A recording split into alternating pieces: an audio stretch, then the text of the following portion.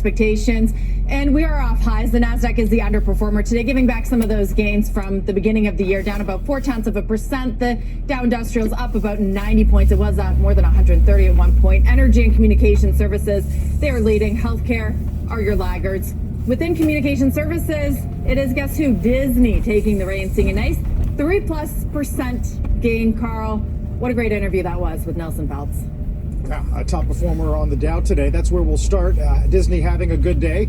It's having a great start to the year as well. Stocks having one of the second best performing Dow stocks so far this year. Take a look at the 3-year though, down 50% from the all-time high back in March of 2021. In fact, it's back below where it was pre-pandemic, and a big part of that drop was due to the latest quarter that it was far from a fairy tale as streaming costs mounted. It was those losses and revenue shortfalls that had led Nelson Peltz's Trian to launch a proxy fight with the company after Disney opposed his attempt to join the board yesterday. Trian's built up about a $900 million stake in Disney in early November, right before Iger took the reins from Chapek as CEO. Peltz, as Dee says, was on Squawk on the Street this morning talking about what his goal is for the company. My goal is to reduce corporate overhead to a point that the company gets better. I'd like to see this company stop running like a matrix and start running like the companies we've been involved in, where they have real CEOs of businesses with real P&Ls, real cash flows, and real projections. I know it's hard in the movie business, but it's not that hard in the streaming business, okay? And they've got to be able to do that. This is now the second battle with an activist investor that Disney's faced in the last year. The company engaged with Dan Loeb's third point in November, who called for a spin of ESPN. Disney eventually reached a deal with Loeb. Interesting, no mention of ESPN in Peltz's presentation, John, although he does say you got to have Hulu. Over-earning on parks, and that's been masking a lot of the losses in DTC. And then he argues overpaying for Fox assets. Yeah, this is, I mean, first of all, I think Nelson Peltz makes a lot of great points here. And the argument is that Disney is sort of a version of the story in tech. There was too much growth at all costs. The growth top line was great. The cost discipline was not. And now during these times, you really have to look under the cover. And this comes down, I think, also to streaming. If Disney stops trying to out Netflix, and Peltz is arguing they weren't even really doing that, particularly on the cost side and what they were getting out of it. What is the strategy? Can they be disciplined enough on the cost side to get the benefit out of streaming, especially if they got to buy Hulu from our parent Comcast? Then they're going to have to be extra tight on making sure they execute with cost discipline. And Mr. Peltz kept bringing it back to total shareholder return, and that's just a simple chart, one that we've been looking at for many months, many years. He's not looking to replace Bob Iger, but when David Faber pointed out that Iger's really seen on Wall Street as one of the great CEOs, why wouldn't he have confidence in him? Peltz pointed back to total shareholder return, basically asking, how can you be one of the great CEOs of our generation and underperform in terms of this metric so badly? When you look at this chart, look at that middle bar is very important. That is the company's proxy peers. That is not selected by Peltz or Trian. It is selected by Disney itself. It includes Comcast, AT&T, Alphabet, Amazon.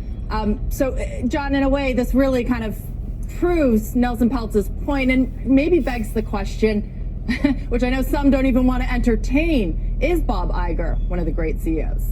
Oh, well, but great at what, I think, is the question. Let's dive deeper into this proxy battle and what might happen next.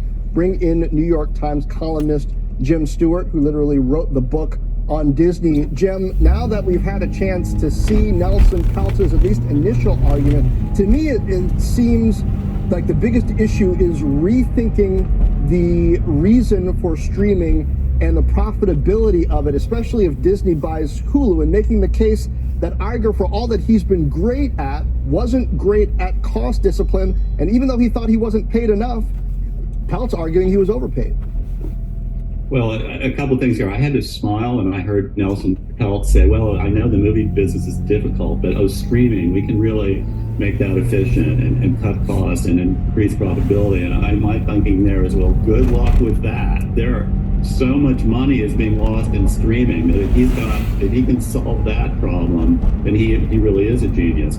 And going to the Iger question, that proxy statement he filed is so interesting. I'd call it, in terms of Iger, it's the iron fist inside the velvet glove. While he's sort of saying, oh, we support Iger, we don't want to replace him, it's filled with criticism of Iger in there, starting with the acquisition of Fox. I mean, putting aside whether that was a good deal or not, and I think Peltz makes some good points about it. Nevertheless, that's water under the bridge.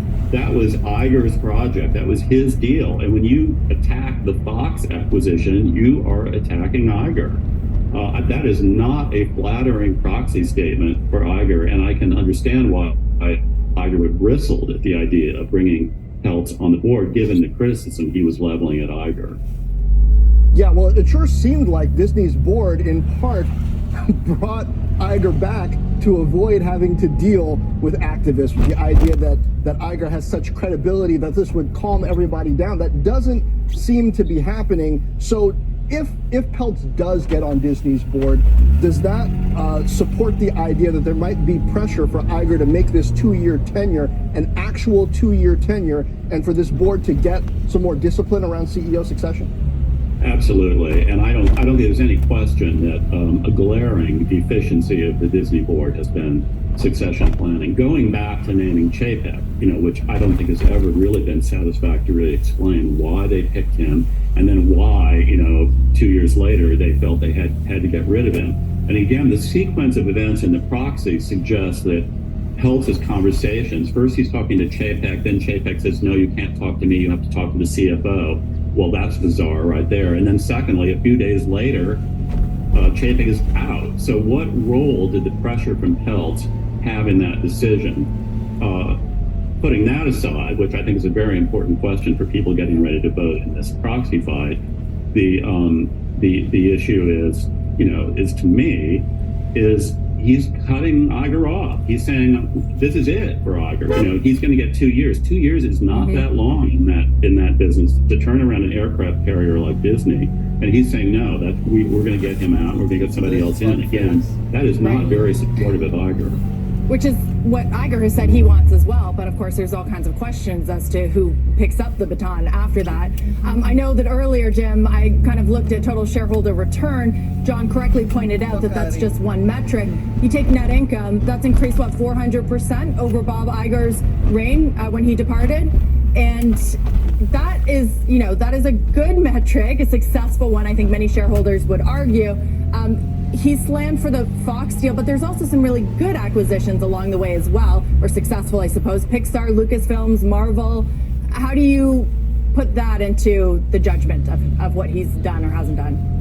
Well, Iger does have a phenomenal track record looking over his entire tenure, and including his very successful acquisitions. And by the way, there were plenty of people at the time who thought he was overpaying for Pixar and he was overpaying for Marvel, and I think those paid off very well. I do think the jury is out on Fox. I mean, those previous acquisitions were for intellectual property, and they got, some tremendous assets there.